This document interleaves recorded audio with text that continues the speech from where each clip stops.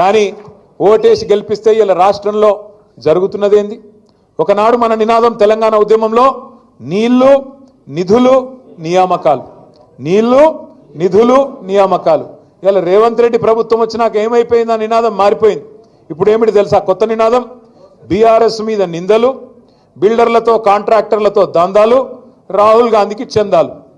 నిందలు దందాలు చందాలు, నీళ్లు నిధులు నియామకాలు లేదు, నిందలు దందాలు చందాలు. తెల్లారి లేస్తే ఎవరిని దోసుకోవాలా, ఎవరిని ఎట్లా బెదిరించాలా, ఎవరిని తోలు వలిచి పైసలు వసూలు చేయాలా, ఎట్లా ఢిల్లీకి డబ్బులు పంపాలా.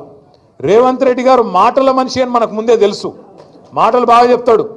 ఎలక్షన్ల ముందు చాలా చెప్పిండు మాటలు, మీకు యాదుకుండాల.